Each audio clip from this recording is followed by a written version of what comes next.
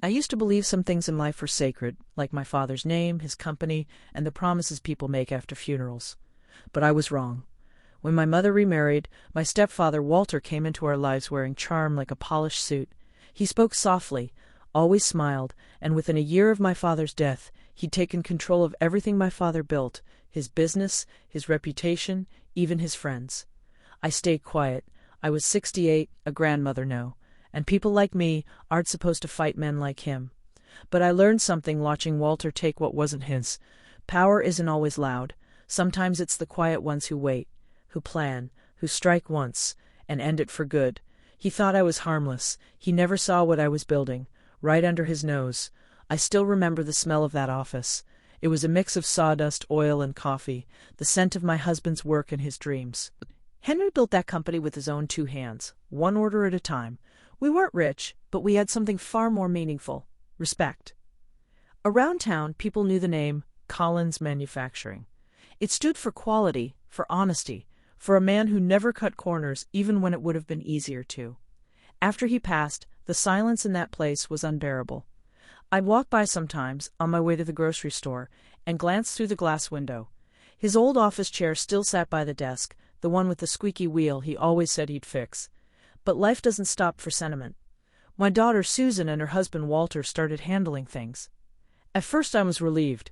I thought, good, they'll keep his legacy alive.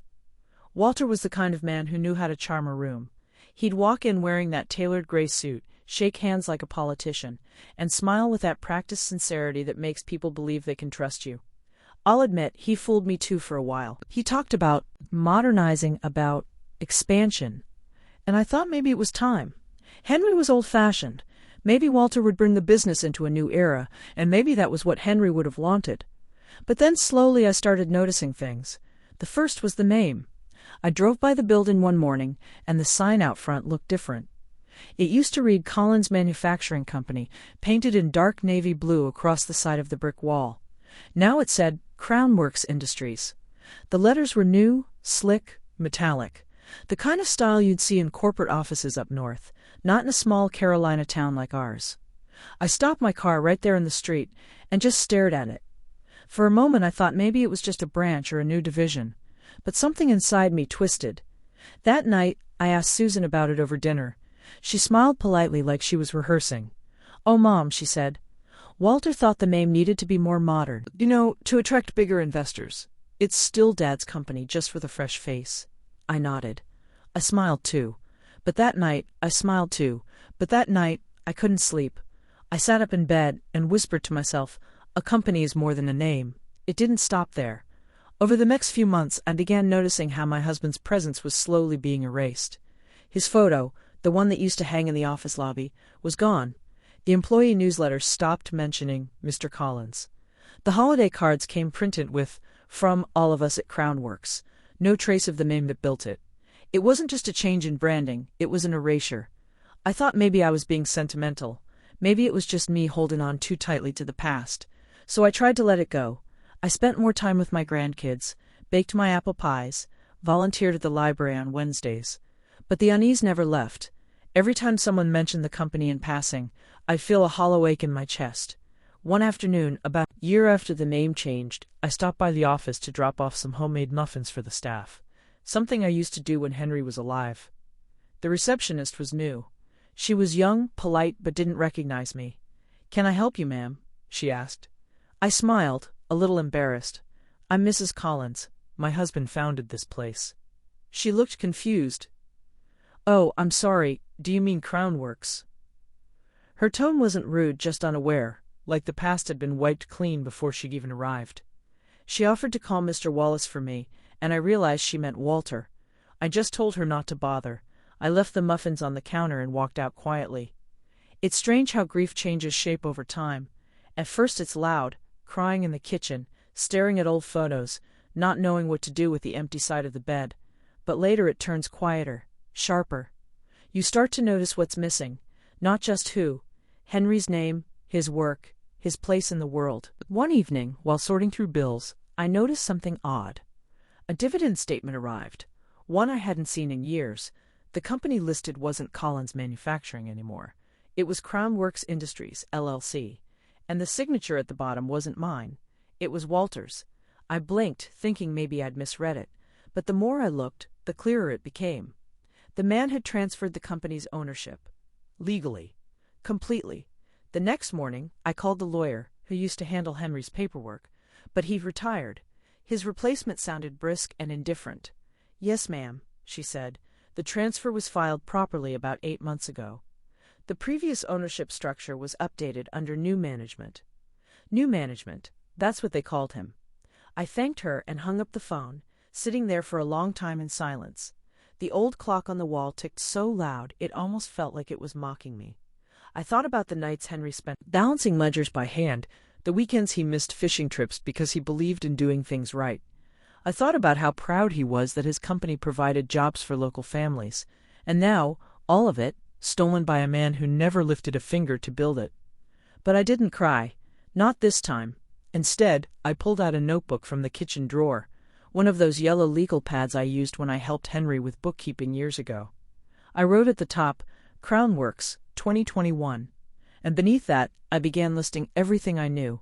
Dates, changes, names, people who'd worked there long enough to remember. It wasn't rage driving me.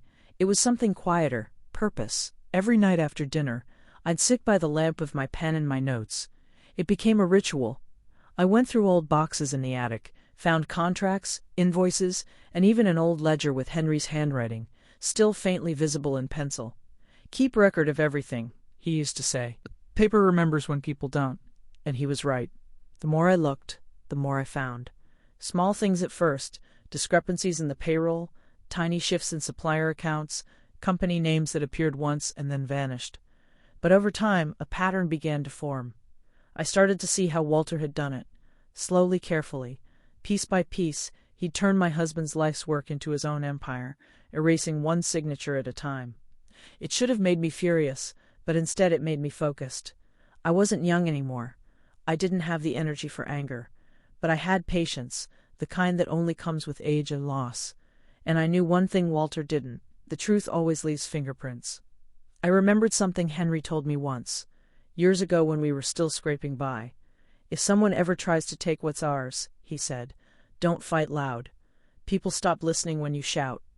Just build quietly, build smarter." So that's what I did. I didn't tell Susan what I found. I didn't accuse or argue. I just kept going, collecting, comparing, and documenting.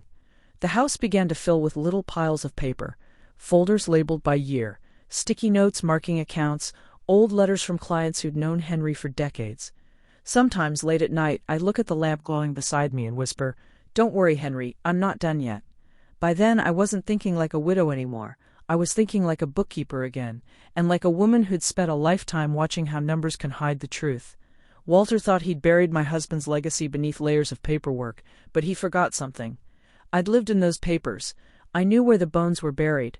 The next time I passed by the company building, I parked a little farther away. I sat in the car and watched through the windshield as employees filed out, laughing, talking, carrying their lunches. The sign gleamed in the sunlight, Crown Works Industries. But I didn't feel sadness this time.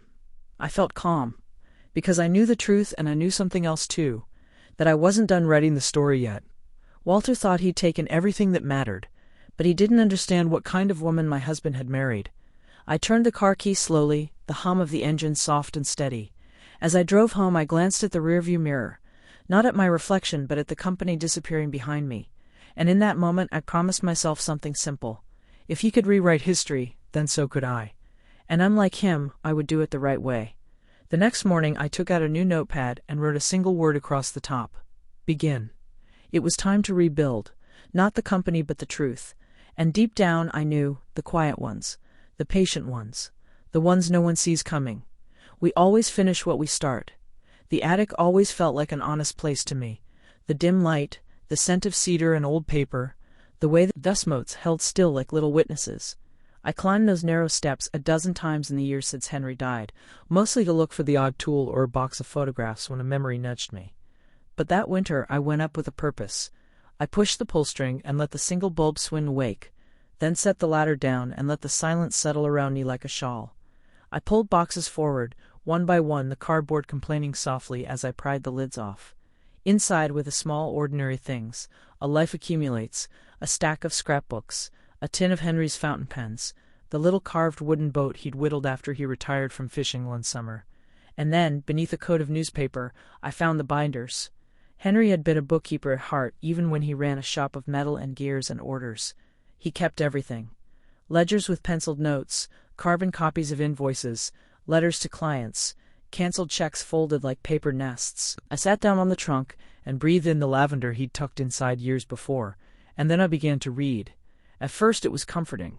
There was the old rhythm of business in Henry's handwriting, the way he dated a receipt, the way he circled an amount if it worried him.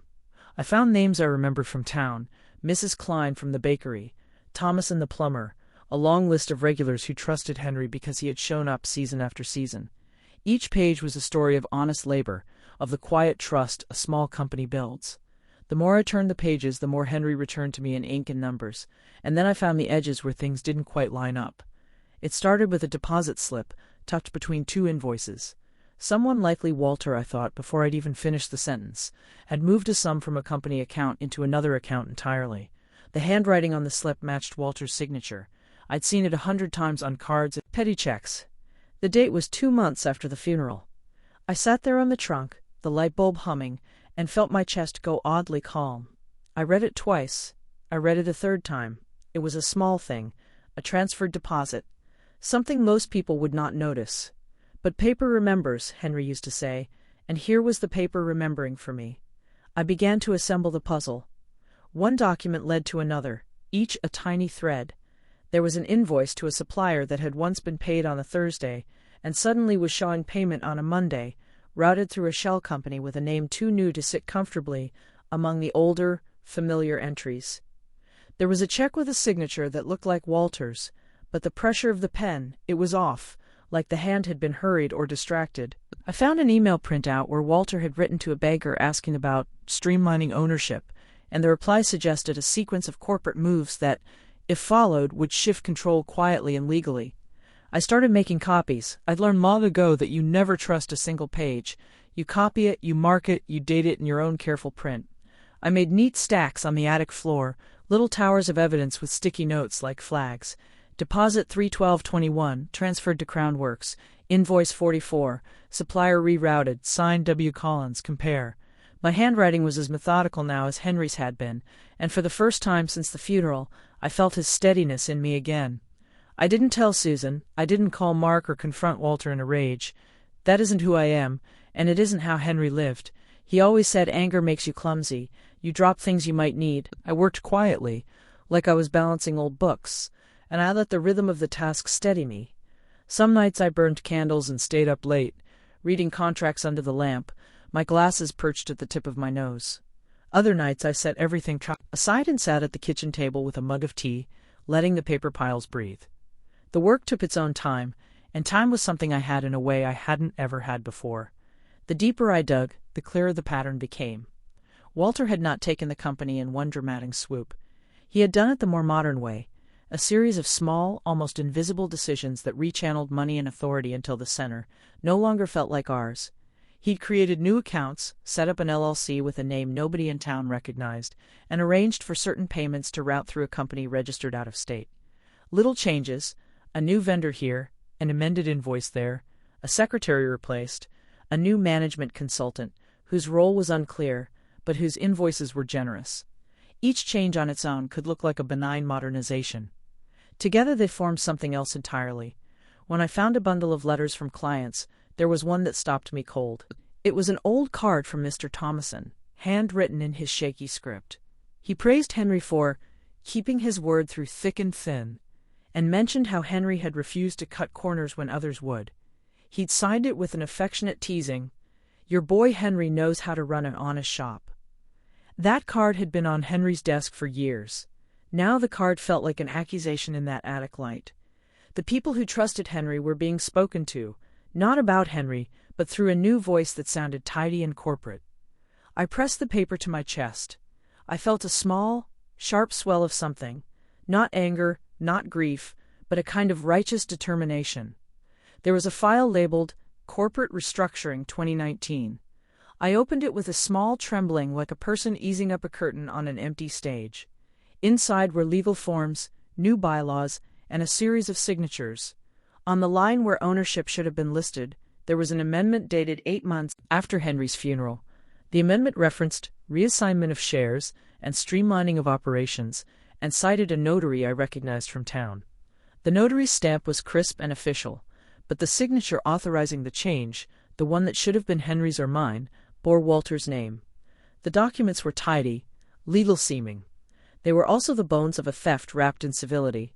I ran my finger along the margin of one form, and found, beneath the typed words, a faint impression, the ghost of a pen stroke, where someone had tried to match another signature. It was small, but my eyes had a way of catching these things from years of balancing ledgers. I could see where the pen had hesitated, where the pressure had lifted. That's when I smiled. The smile surprised me. It wasn't cruel. It didn't come from pleasure in a wrong done to someone else. It came from the simple warmth of clarity. I had been given a map. The map showed not only where the money went, but also how to trace its footprints back. If Walter thought he'd built something impenetrable, he hadn't counted on someone who remembered every ledger line like a prayer.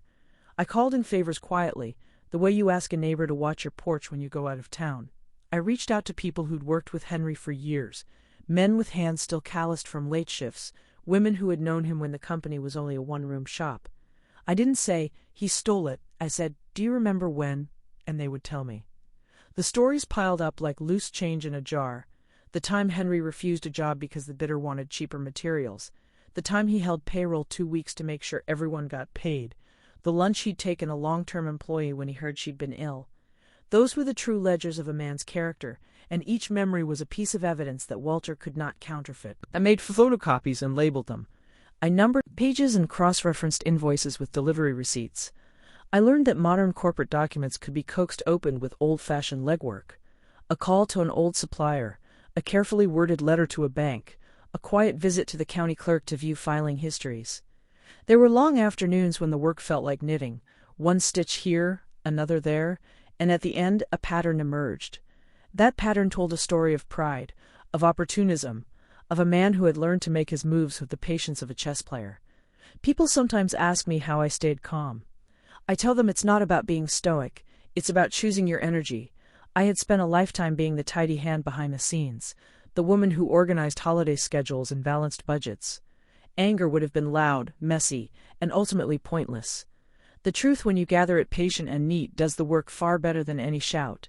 It wears better than outrage. It lasts. On a wet afternoon, while rain stitched the roof with steady drops, I found the final piece I'd been looking for, an old promissory note.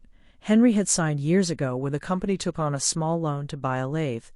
The note had been paid off, the balance cleared, but tucked behind it was a notation, a transfer of collateral that mentioned assignment of shares in language that didn't belong in a bank office, handwritten by our late banker, but in the crisp type of modern corporate law. Someone had filed an amendment. There was a trail, a date, an account number, a routing code. I sat very still, and then with nimble fingers, I copied the numbers into my little legal pad. There were late nights after that, when I read the documents by lamplight and mapped them out on my living room floor with the care of a woman laying out her quilting squares. I drew lines with a pencil between accounts and dates. I connected vendor names to shell companies. I wrote notes, confirmed with Halverson, the name of Henry's old lawyer, and checked notary stamp 6/12/20. Each question was a doorway to the next discovery.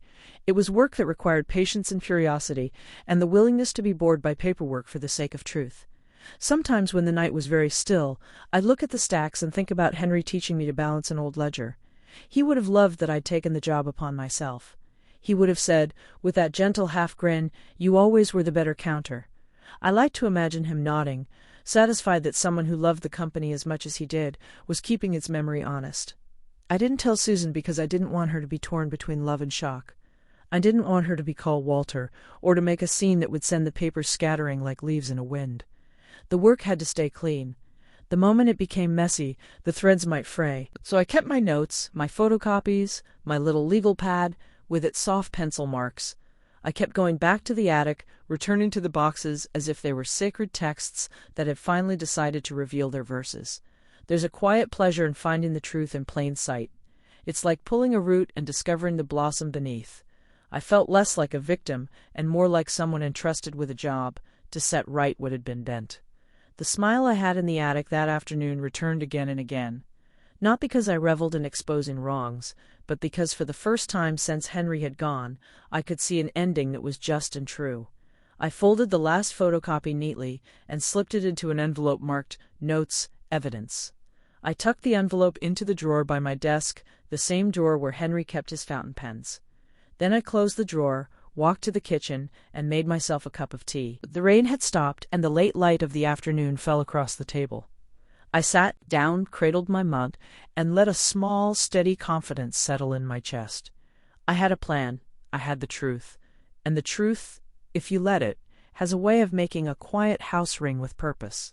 The invitation came tucked inside a heavy cream envelope, addressed in Walter's neat, almost machine-like handwriting.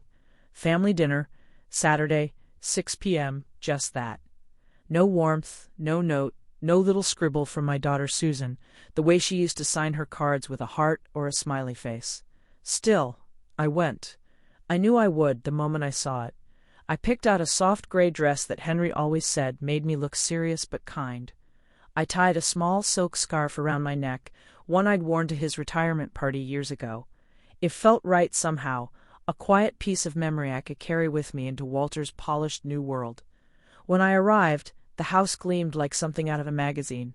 New siding, perfect lawn, lights glowing through wide, spotless windows. Inside, everything smelled faintly of rosemary and money. The dining room was set like a showroom, tall candles, polished cutlery, wine glasses that caught the light like jewels. Walter stood at the head of the table, his smile already performing before anyone sat down. "Margaret, you look lovely tonight," he said, his voice syrupy smooth. "We're so glad you could make it." I smiled politely, hanging my coat on the back of a chair. "Wouldn't miss it," I said, steady and even. Susan moved quickly to my side, fussing with my chair. "Mom, you didn't have to bring anything," she said, as if it were a surprise that I'd arrived with a dish. I held up the covered pan with a faint grin. "Old habits," I told her. "I don't show up to someone's table empty-handed." It was pot roast, Henry's recipe, actually. The same one we used to make every Sunday when Susan was little. I watched as Walter placed it beside his store-bought charcuterie board, barely hiding his disinterest. We all sat down. The air felt too perfect, too rehearsed. The kind of dinner where everyone's words were dressed up, careful not to wrinkle the evening. Walter poured wine generously, his charm flowing as easily as the Cabernet. "To progress," he announced, raising his glass. "To hard work, family, and taking this company global." The clinking of glasses filled the room. My daughter smiled, maybe a little too tightly. "That's wonderful, Walter. You've really turned things around." He leaned back, satisfied, that familiar smugness behind his grin. "It's all about vision," he said. "You can't hold on to old ways forever. Change is how you survive." I watched him for a moment, then took a slow sip of my wine. "Your father used to say that too," I murmured. "Though he believed change should honor where you came from, not bury it." He froze just slightly, not enough for anyone else to notice, but I saw it. A flicker behind the eyes, the faintest tension in the jaw. I smiled softly, as if I hadn't noticed. "Still, it's good to see things doing well. I saw the article in the paper. Crown Works expands to new markets." "Quite a title." Walter chuckled, his voice a touch too loud. "Ah, you saw that. Yes, that partnership with Beckett Industries. That's the one that'll take us over the edge. We're looking at global distribution within the year." He said we, but I heard I. Every word he spoke wrapped around himself like ribbon on a trophy. Dinner went on with the usual talk. Business, new homes, vacations I wasn't invited to. Susan laughed at all the right moments, her eyes flickering between him and me like she was trying to keep the peace between two countries at war. I let them talk, let them fill the space with their own noise. I'd learned long ago that silence can be sharper than words. When the plates were cleared and the roast half-eaten, Walter stood again, wine-glass in hand. "To the future," he said grandly, "to hard work, and the people who believe in me." That was the moment, just a small one, but enough. I rested my cane gently against the table and looked up at him with a kind, almost tender expression. "Your father would be proud, Walter," I said softly. "He always said partnerships reveal who's really loyal." There was a pause, a small, perfect pause. Susan smiled, unsure, her gaze darting between us. Walter's smile didn't falter completely, not yet. But something in it changed. His hand tightened on the stem of his glass. "Oh, Margaret," he said lightly, forcing a laugh. "You know me. Loyalty is my strongest suit." "Of course," I replied, my tone as warm as a fireplace. "I suppose time will tell." He nodded quickly, eager to steer the moment away. He turned the conversation back to profits, to expansions, to his newest line of products. But his rhythm had shifted. Every few minutes he'd glance at me, subtle, uneasy, like a man hearing an echo of something he doesn't want to understand. I let him have his stage. I've been watching him long enough to know that people like Walter reveal themselves when they think they've won. Every word he spoke was another brick in the tower he was building, so tall he couldn't see the cracks forming at the base. At one point Susan leaned toward me, her voice soft. "Mom, you okay? You're so quiet tonight." I smiled and patted her hand. "Just listening, sweetheart. You learn more that way." Walter laughed again, too loudly this time. "Careful, Margaret," he said, trying to be playful. "If you listen too close, you might end up running the place yourself." I met his eyes, steady and calm. "Oh, I've had my turn at that," I said. "These days I just prefer watching others show what they're made of." He looked away. The room filled with that strange, stretched silence, the kind that only truth can make. When dessert came, I barely touched it. Lemon tart, delicate and perfect, sitting there untouched beside my coffee. The sweetness didn't sit right with me. I kept my eyes on Walter as he told another long story about negotiations and branding, about what it meant to be a visionary. To anyone else, he looked composed. But I saw the cracks, the slight tremor in his hand, the flick of his eyes toward the documents folder on the counter, as if he needed to reassure himself that he still held all the cards. He didn't know I'd already seen those cards, that I had copies of them in my attic, each one labeled in neat handwriting. He didn't know that his cleverness wasn't invisible anymore, that every deal, every partnership, every boast he made at this table was built on paper I'd already touched. And so as he raised his glass again for another toast, I smiled. It wasn't a smile of forgiveness or pretense. It was the kind of smile you wear when you already know how the story ends. "To progress," he said again. I lifted my cup of coffee instead of wine. "Remembering where progress starts," I said quietly. He looked at me again, really looked. And for the first time since I'd known him, I saw fear. Just a flicker, buried under the arrogance. But it was there. He knew I knew something. Maybe not what, not yet, but something. I held his gaze for a heartbeat longer, then broke it gently, turning to Susan. "The roast turned out well, didn't it?" I said, as if nothing had happened. She smiled, relieved to find familiar ground again. "It was perfect, Mom. Just like Dad used to make." "Yes," I said softly, looking at my plate, "just like he used to." The dinner wound down slowly, everyone pretending the air hadn't changed. Walter escorted me to the door, his hand resting lightly on my shoulder, a gesture meant to look polite, but his palm was clammy. "Always good seeing you, Margaret," he said, voice low, almost forced. "You too, Walter," I replied gently. "It's good to see the company thriving. I'm sure Henry would be fascinated by how you've handled things." He blinked, unsure if it was praise or something else. "Well, thank you," he said, his tone uncertain. "I try my best." "I'm sure you do," I said. Then I smiled, the kind of smile that doesn't need to reach the eyes to carry meaning. After all, loyalty takes work. He didn't respond, just nodded and held the door open as I stepped into the cool night air. The wind carried the faint smell of wood smoke and winter grass. I took a deep breath, clutching the handle of my cane as I made my way down the driveway. Behind me, the house stood glowing, perfect and hollow. When I reached my car, I glanced back once through the window. Walter stood there, still watching me, his face half lit by the chandelier inside, and for the first time I saw it clearly, not the businessman, not the charmer, but the small, nervous man underneath. As I turned the key and started the engine, I whispered softly to myself, "Now we begin." The road ahead shimmered with the faint reflection of headlights, and in that quiet drive home I felt something new, not sadness, not rage, but the calm certainty of someone who's already laid the first move in a game her opponent doesn't even know he's playing yet. That dinner really breathes now. It shows Margaret's subtle strength without ever saying it aloud. For the next part, we can carry that same quiet tension into the silent partnership, where she visits her late husband's old lawyer and begins to move from discovery to action. The mood can shift from passive observation to gentle, deliberate control. The morning of the rebranding felt like the quiet before a judgment bell.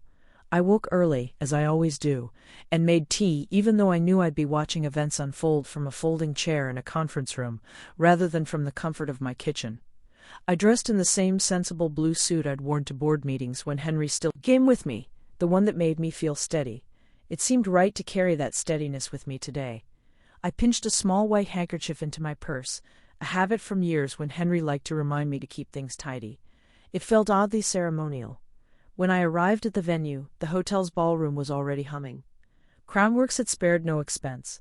A long stage, a big projector screen, rows of chairs set in perfect lines, and a scatter of clients and reporters gathered under the chandeliers like flies around light.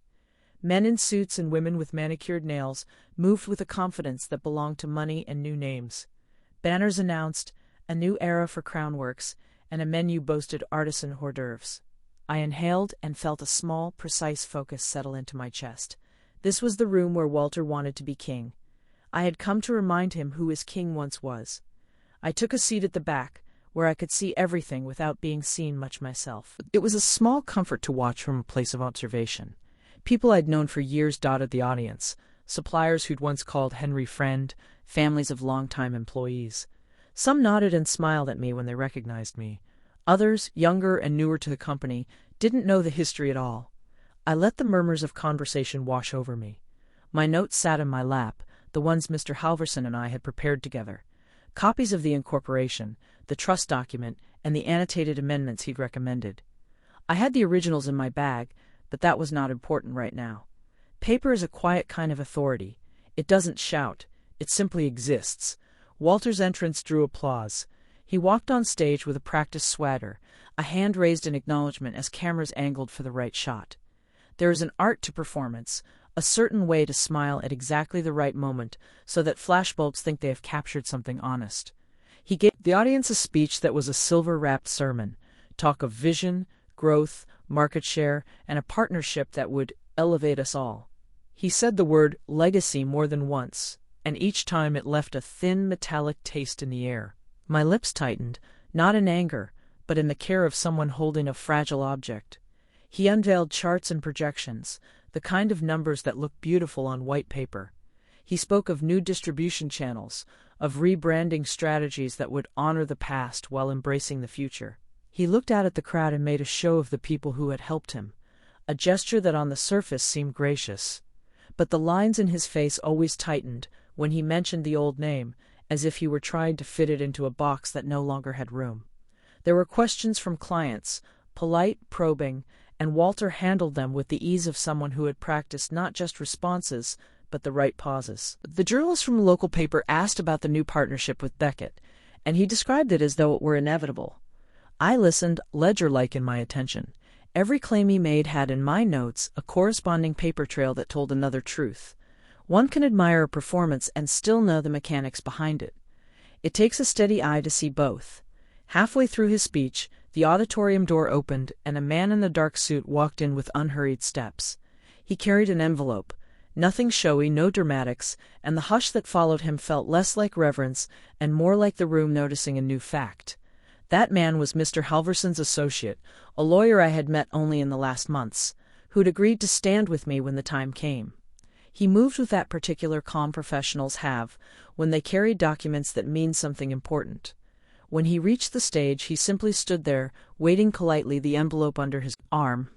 Walter finished his point about global reach and flashed his smile. The applause started up again, the kind that fills a room with polite approval. It's a soft sound, easy to give.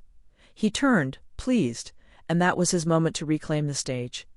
But instead of launching into another anecdote, he glanced at the man at the door with a slight tilt of the head, the kind of motion a person makes when the script has an unexpected rewrite. The cameras turned with him. For a moment there was an awareness in the room, like a held breath. The lawyer moved to the front of the stage and lifted the microphone. His voice was clear and ordinary. "Ladies and gentlemen," he said, "I represent the trustee of the Henry Collins Trust." The name landed in the room like a small stone. There was a ripple I could feel rather than hear, the slight confusion of those who had not expected this particular name to return to the conversation. Walter's face, under the stage lights, lost color slowly. He took one steadying breath and smiled in a way that now looked like courage, pretending to be composure. The lawyer continued without ceremony but with full clarity. By the authority vested in the trust documents, and by the legal instruments executed and notarized last month, the board has been provided notice that certain assets, including the primary operating entity formerly known as Crownworks Industries, are now held in trust under the name of the Henry Collins Foundation. The instruments have been filed with the county clerk and the corporate registry, and copies of the transfer and trust documents are available for inspection. He set the envelope on the podium and placed its contents, a neat stack of certified copies, on the lectern like a taste of truth laid plain. For a moment there was a kind of static in the air. People shuffled, some whispered, and a man near the front cleared his throat. Walter's mouth opened, closed, reached instinctively for his notes, as if their paper could reshape what was already changing. "There must be some mistake," he managed, voice small but trying for firm. "Those documents, they are certified," the lawyer said simply. "They are recorded. The trustee has authority to enforce the trust provisions which were established by Mr. Henry Collins in the original bylaws and reaffirmed in the amendment Mr. Collins had requested be executed if certain contingency conditions occurred." The lawyer's language was precise and contained the kind of legal ballast that makes simple sentences sound immovable. I sat very still. My hands were steady in my lap. I'd given Halverson everything he needed months before. We had worked with a careful hand, setting up the trust under terms Henry and I had discussed in his last years, the kind of foresight a man who balances books has for the future. In those evenings with Halverson, we had talked about preserving Henry's name and ensuring that whatever remained of the business would not be consumed by the noise of opportunists. We had structured the trust to activate on certain changes of control, to ensure the legacy would revert at a legal level to benefit the community Henry cared for. It wasn't dramatic, it was legal, and that was the power of our plan. The law, like a ledger, records what it is asked to remember. Walter's face was no longer the polished varnish I'd seen at the dinner table. It was a portrait of someone who watched a network of decisions unfurl beyond his control. He took a step forward as if to appeal to the crowd, to the cameras, to anyone who would serve as jury. "There's been a misunderstanding," he said, voice cracking at the edges. "These assets are part of the company. They are part of the trust," the lawyer corrected gently. "The trust holds the corporate entity for the purposes outlined in Mr. Collins' directives. Effective today, it will be administered under the name the Henry Collins Foundation to manage operations and, importantly, to direct profits to the scholarship and community programs originally stipulated in Mr. Collins' legacy plan." Gasps came like soft wind. Some people murmured, others reached for their phones. I could see recognition flicker across faces. The long-term employees in the crowd who had worked under Henry's direction, the suppliers who remembered handwritten receipts, the neighbors who'd known our family for years. A man at the front, someone who'd once argued with Henry over invoicing, stood slowly, eyes wet. "Henry," he whispered, as if the name itself were a benediction and a reclamation. Walter's voice then took on a pitch I had never heard from him, small, pleading. "Margaret," he called, as if the room were still a family living room rather than a stage for legal rectification.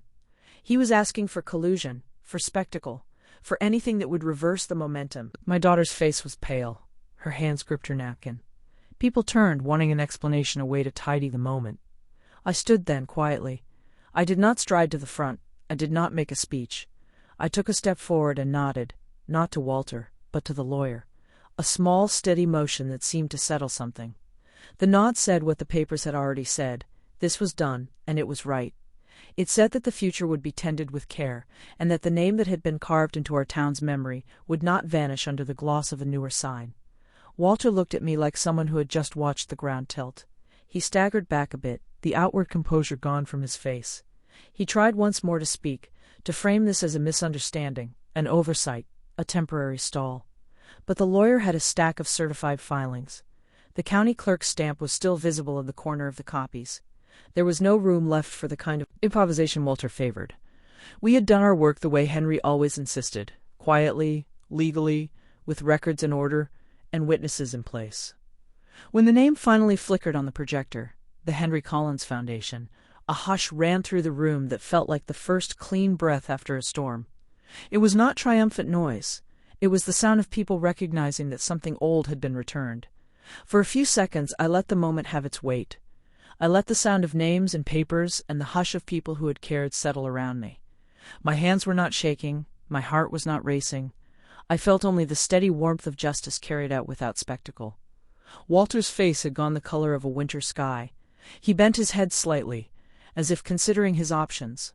Some people in the crowd looked at him with pity, others with a slow understanding that a house built on other people's silence does not stand long when facts are laid bare. The cameras continued to film because that is what cameras do. Reporters whispered into microphones, searching for a line that would explain how a rebranding had become a reclamation. I stood for a moment longer and then left. I walked out of that ballroom with no need to shout. There are times when a silence is a finishing touch. No one stopped me as I moved through the lobby. People watched me go, some with questions, many with a sense that they'd witnessed something that mattered. Outside, the air was crisp and ordinary. The city moved on around the hotel, cars and coffee shops and small errands, but something in the center of that afternoon had changed. As I slid into my car and drew the handkerchief from my purse, I folded it and tucked it back. The papers were where they needed to be. The name was where it should always have been. I had not come for spectacle. I had come to set right a ledger that a dishonest hand had tried to overwrite. Walking away felt like closing a book and laying it back on the shelf, satisfied with the rearrangement. The drive home was quiet. I did not replay the moment in a rush. I let it sit, a small light that had been set where darkness had been. Inside the chest of my heart there was a space that felt fuller than it had in months. I thought of Henry and the simple way he'd believed in fairness. I thought of the students who would one day hold a scholarship funded in his name. I thought of the men and women who would still have wages to count on. Walter would have to reckon with what he'd done. He would have to explain his decisions to clients who now understood the shape of what had been taken. There would be hard conversations, papers to be audited, reputations to be smoothed or not. That was not my concern. My concern had always been simpler, that Henry's name and the good it represented would not be swallowed.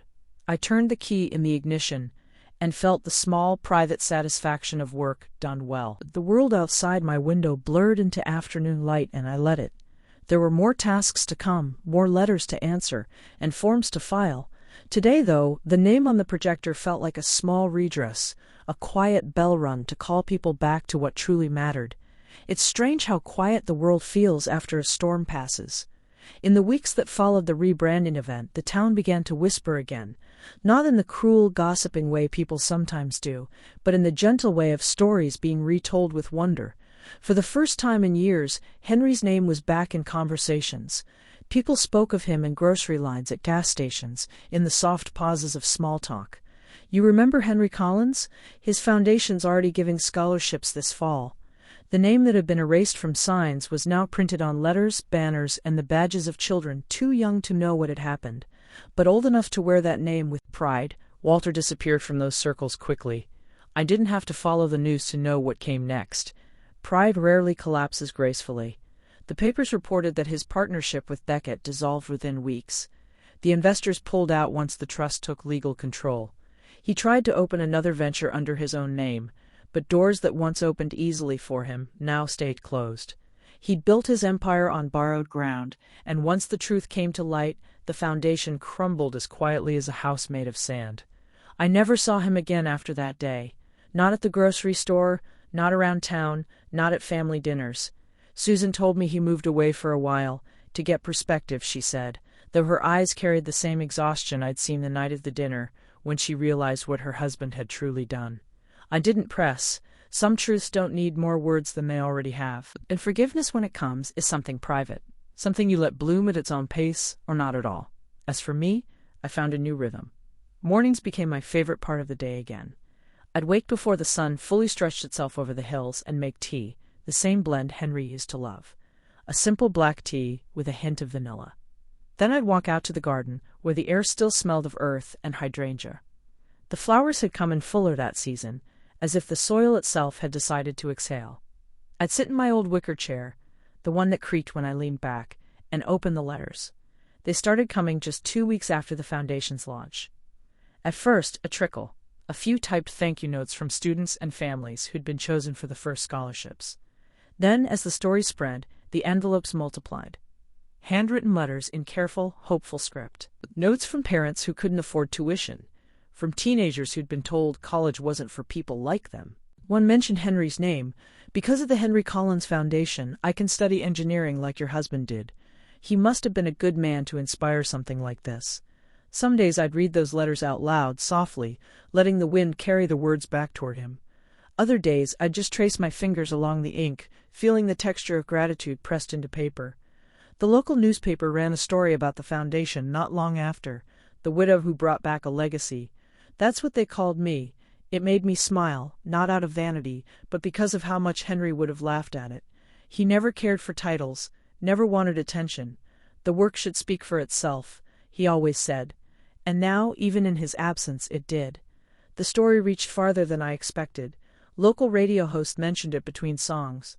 A small business magazine did a profile on the quiet comeback of an old family name. People started sending donations, not large ones, just enough to help the fund grow. A retired teacher mailed in $10 with a note that said, "I remember Henry fixing my lawnmower for free when my husband was sick. I want to give something back." Wasn't about money anymore. It was about memory, about people remembering the kind of honesty that had built this town in the first place. Sometimes I'd sit by the window in the evenings, the same window that looked out over Henry's old work shed, and think about how life circles back when you give it time. There was peace in the air now, a peace that didn't come from winning or proving anything, but from the quiet knowledge that what's right finds its way home. I didn't feel triumphant, I didn't feel vindictive, I just felt settled. Susan came by often, sometimes bringing groceries, sometimes just sitting with me in the garden. The first few visits were awkward, both of us carrying too many unspoken things between us. But one morning, as we sat, watching the bees hum around the lavender, she said softly, "Mom, I think I finally understand why you did it." I looked at her then, her eyes tired but sincere, and I said, "I didn't do it to hurt him, honey.